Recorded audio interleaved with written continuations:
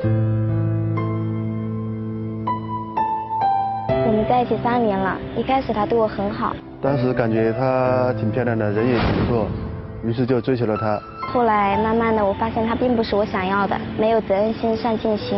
我之前没有什么正式的工作，不稳定，他让我去好好工作，我也找了其他工作，因为不合适，所以没有去。中间有过很多次我想要跟他分手，但是他都以很极端的方式强烈要求我在他身边。最近这段时间我在他店里待的有点频繁，他就开始说我没有好好工作，我只是想在他店里陪陪他，能够帮忙的地方我去帮忙。我真的不想再继续这样下去了，只有离开他，我才能过简单平静的生活。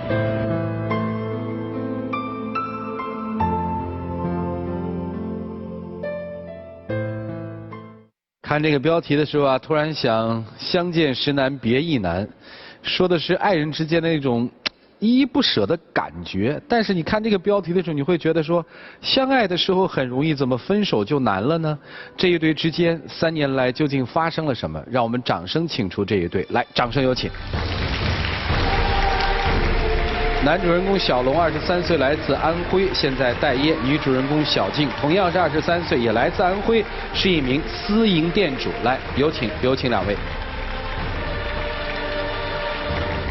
2位愿意在这个现场公开箱子里的秘密吗？愿意。我愿意。小片里说已经谈了3年恋爱了哈。对。怎么认识的？在一次朋友的聚会上，他手机在充电，我就用他手机打了我电话，然后发信息嘛，追求他。他那个时候每天给我发信息、打电话，然后我也没有理他。有一次那时候刚好过情人节，然后我就去杭州玩嘛。然后当时虽然是很多朋友在旁边，但是别人都有男朋友，然后那时候我是单身，他连夜就赶过来了。那时候就觉得，一个大男人可以这样子为你，就是也挺远的嘛，跑过来，然后我就蛮感动的，就答应了。这个上面写的您是待业哈？对。我刚开始是不知道他没有工作的，然后相处了几个月之后，我发现他一直无所事事的每天，然后我就跟他吵了一架，我说那就分手吧，然后他说，那个时候然后也不想分手嘛，就去芜湖工作，直到他工作1个月他就回来了，然后一直没有工作。等于从你们俩认识到现在3年期间，你就打过1个月的工是吧？那你怎么活呢，兄弟？就跟朋友做点小生意嘛。做生意不是也算工作吗？不是，他所说的做生意根本就不稳定，而且带他做生意的那2个朋友，我是不喜欢他们的。他们每天晚上会带他出去玩，有时候3、4点钟才回来。然后慢慢的我就感觉他变了。现在还跟他们交往吗？他？之前一直有，然后就这段时间没有了。那不是也在改吗？为什么非要分开呀？不是，因为他刚开始前几个月还蛮好的，之后做了太多让我觉得就是不想再跟他在一起了。他做过什么呢？伤害你的？过年的时候他有带我去他家里了，我跟他姐姐说，我说要不你们帮我劝劝他，让他好好找一份班上，又不是说一定要挣多少钱。然后他姐姐就把这件事情跟他说了，他就很生气，那时候说让我滚，你既然当时让我滚了，你现在还这样纠缠我干嘛？毕竟我自己也这么大了嘛，不想让家里人担心啊，可能有点生气吧，然后就说了，冲动说了一句话。年轻人嘛，冲动在所难免。那么接下来的事儿我就非常不理解。我知道在你们这个相处的3年期间，经常有争吵。为什么他每次一提出分手，据说你就要做很多自残的举动，是还是不是？你看他手上有2个很大的烟疤，那个时候我看看，就因为我晚上我跟他吵架，然后他就那样子。他为什么要烫啊？他就是占有欲特别强。因为当时他是老是在网吧喜欢玩啊，然后就回家就吵嘛，挺生气的，然后就发泄嘛。拿烟头烫自己。对。你除了拿烟头烫自己，你还干过什么？没有了吧？不是这样子的，就是我们吵架，如果你说你要走，他就会做像烟烫呀，然后说要自杀呀什么的，特别可怕。也就是说，从这个细节我们基本可以理解，好像在你这方面表现出来的是你离不开这个女孩，是吧？对。那你为什么不好好的待她呢？有时候2个人一吵架嘛，就容易冲动。你是希望跟她在一起的是吧？对，平时我对她也挺好的。那为什么这个女孩想跟你结婚，因为某种原因你不同意呢？那个时候本来就是对她基本上是已经死心了，已经不想再跟她在一起了，但是就是怀孕了嘛。我知道之后我还是很开心的，我说，毕竟我们那个时候已经在一起有2年多了，我说感情也挺深的嘛，然后也蛮爱他的。我说我们生下来，我说苦一点不要紧，我说你从现在开始好好上班。然后那时候他特别坚决，他就说不可以要，每次都是我一个人去做 B 超，然后那个时候，然后50多天了没有胎心，然后就没有办法了，就说那只有他要了。啊。就是胎儿发育不很正常是吧？对，就因为他每天晚上出去玩，然后喝酒啊、抽烟啊，每天晚上都那样。那个时候你都不关心他呀？那时候你又没工作，你为什么不陪他去？那段时间挣的钱比较多吧，然后老是在外面，医生说那个不怎么健康，然后就让他打掉。那个时候我是有很坚持的呀，我说不行，到4、5个月的时候去做胎试筛查，我说如果到时候再有问题，我再拿掉也不迟。是你自己没有责任心，你那个时候你就是承担不起这个责任。你说你自己那时候有说，你说你养不起，你说没办法。那你既然你知道你养不起，你又不愿意好好跟我在一起，那为什么你每次我跟你说分手，你都要自杀怎么样子？如果你说你心疼我，那当时我已经去做了，我说没办法，那做掉吧。然后我去跟他一起，然后我们去拿掉之后，他带我去他姐姐家里。那天晚上嘛，然后他朋友给他吃完晚饭，给他打电话，还是跟以前一样说出去玩。我就很生气，跟他吵了一架，第一次当他家里的面跟他吵架，然后我就回家了。把这2年的事情全部告诉了我爸妈。以前我都有帮他瞒着我爸妈，我说他在外面好好上班，爸妈也还蛮喜欢他的。然后自从那一次我爸妈都知道了嘛，把他叫过来说那就分手好了，说也不要再伤害我了。然后他当时是答应了。那怎么还没分开呢？然后就因为我心里有一点不甘心，我是希望他能变好的，但是从那时候开始我就没有想过要继续和他在一起了。然后有一天晚上他在玩，然后我一个小姐妹跟他在一个包厢玩，我就过去了。然后当时我很生气嘛，我就跟他那2个朋友说了，我说你们以后玩不要紧，不要再带着他了，我说他现在不一样，他有我不一样。你不都分手了吗？不是，我是因为生气才那样跟他那个朋友说。然后他当时就直接给我带回他住的房子里，还像以前那样又不让我走了。但是不让我走，我说我跟你好好在一起，毕竟我对他还是有感情的，我说不走，我说不要紧。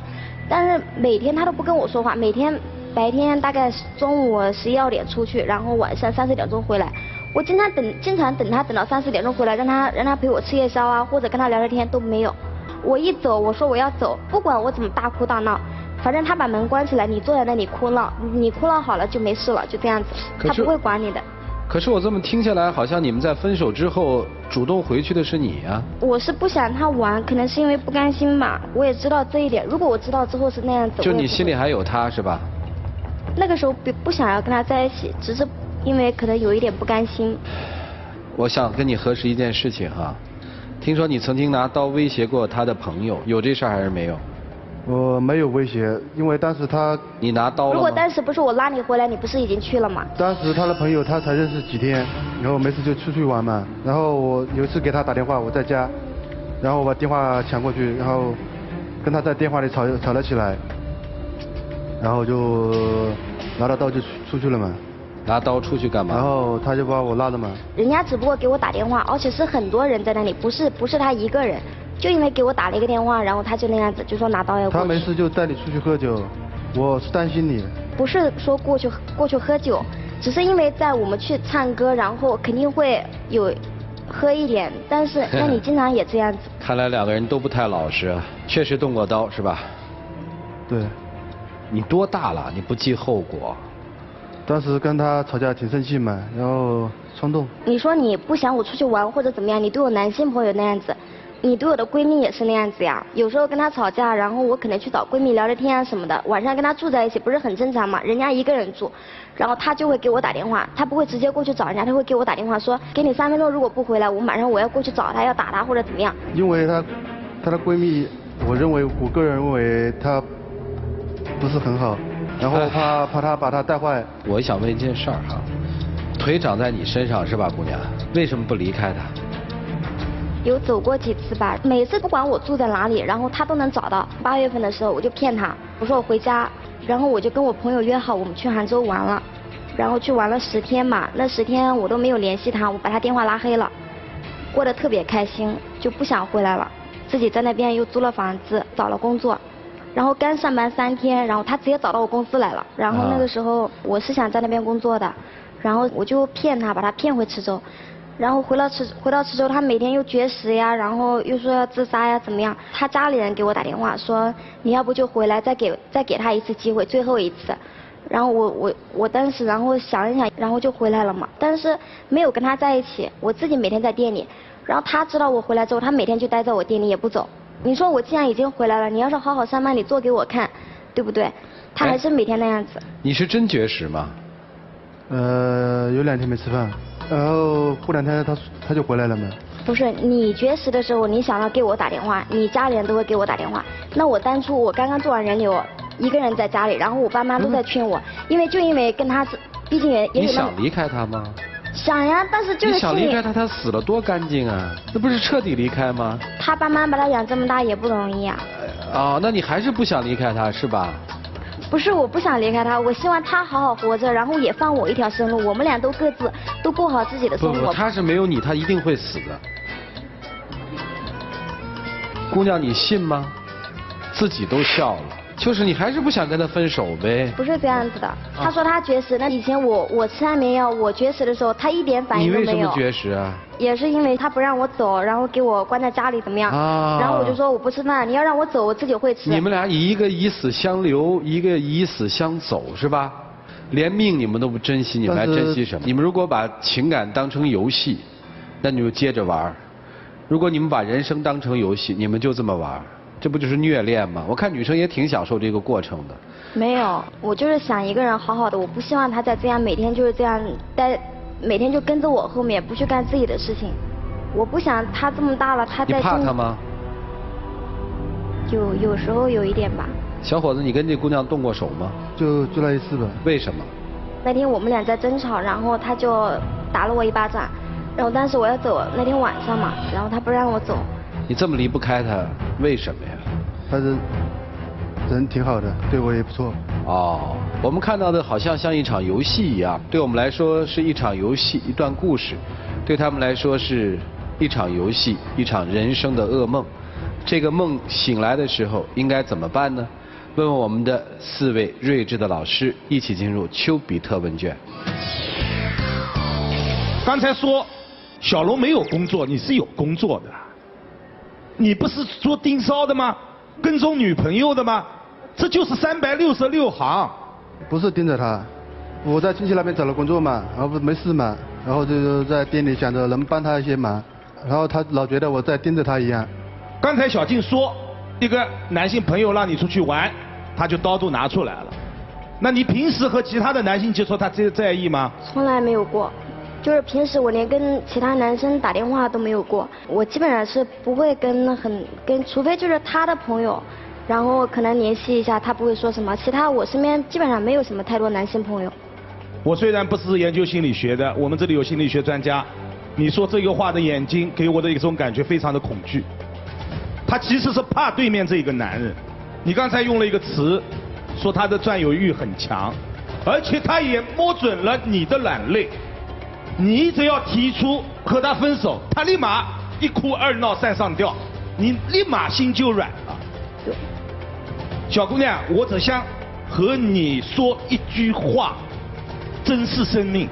你也同样，你也搞过自杀。没有，我那时候不是自杀，是想吓吓他，希望他。这能吓吗？所以这2个人就像赵传老师说的，对爱情来说，他们真的当儿戏，儿戏到一个极端了。也就是说，大家拿自己的生命开玩笑。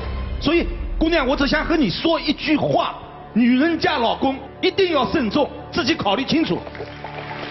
你说有一次动过一次刀子啊，这个玩笑是开不得的。